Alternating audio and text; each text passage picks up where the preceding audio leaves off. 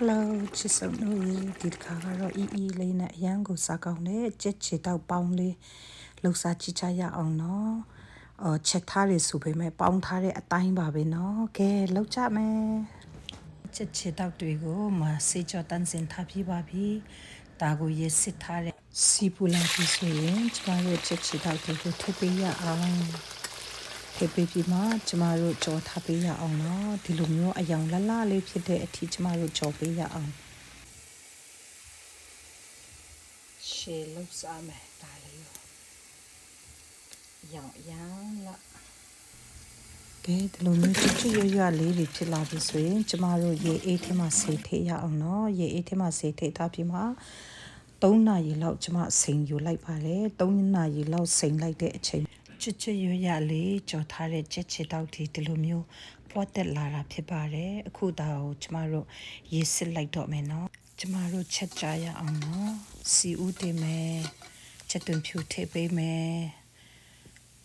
ဒါကတော့ကျန်တကာဖြစ်ပါတယ်ကျမတခြားမတုံးချင်လို့ကျန်တကာကိုထည့်ထားပါတယ်စပလင်ကရိုဝေးရွက်တစ်ချဘူခောက်မယုတ်ကောင်းဒါရီကိုနည်းနည်းလေးမွေးအောင်ကျမတို့လုပ်ယူရအောင်နော်ပြီးရင်ဒါ black soya အယောင်လောက်အောင်ထည့်ပေးထားပါတယ် QC ပေးငံပြရဲဒါရီကိုမွေးအောင်ကြော်ယူပြီးမှကျမတို့အစင်တင်လုပ်ထားတဲ့ချက်ချီတောက်ကိုထည့်ပေးရအောင်ပြီးတော့အစင်တင်စိန်ထားတဲ့မူကိုထည့်ပေးပါမယ်ဒီမူကိုကျမမူ6ကိုစိန်ယူပြီးမှတုံးထားတာဖြစ်ပါတယ်အလုံးပြီးပြီဆိုရင်ကျမတို့အဖုံပြီးခဏလေးထိထားပြီးမှ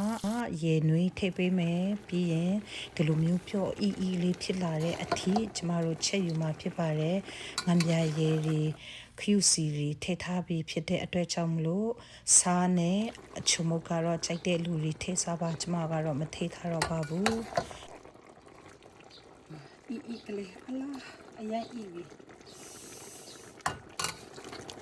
အဲ့ဒီပေါ်မှာကျမတို့နန်းစီမွေးနည်းနည်းလေးထည့်မယ်ပုတ်ကင်းဝင်လေးထည့်မယ်မီးပိတ်ပြီးစားလို့ရပါပြီမီးရှိန်အေးလေးနဲ့ချက်ထားတဲ့အတွက်ကြောင့်မလို့နူးနူးလေးနဲ့ပေါင်းထားတဲ့အတိုင်းတကယ်ကိုစားကောင်းပါတယ်ပေါင်းဦးနဲ့ပေါင်းချင်ရင်လည်းရပါတယ်အချင်းရင်နဲ့စားချပါအောင်ချစ်ဆုံးလို့ရေဒီမှာအချင်းရင်နဲ့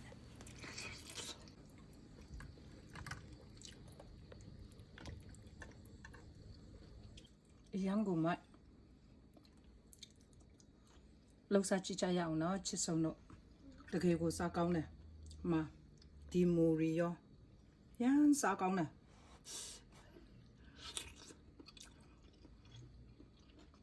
ဤနေရောပဲမှာဒီအချင်းရေကိုကြတော့ချက်တွင်ဖြူနဲ့ငရုတ်တီးကိုနှုတ်ဆင်းပြင်စားအချုံမုတ်ချလကာရေအမေးရောင်ကိုတုံးထားပါတယ်ပေးငံပြရေထည့်ပြီးမှဒီစီတအနေငယ်ရောထားပါတယ်လို့လှုပ်စားကြည့်ကြတော့အရန်ကိုစားကောင်းဘိုင်ဘိုင်နောက်ဗီဒီယိုမှာပြန်တွေ့ကြမယ်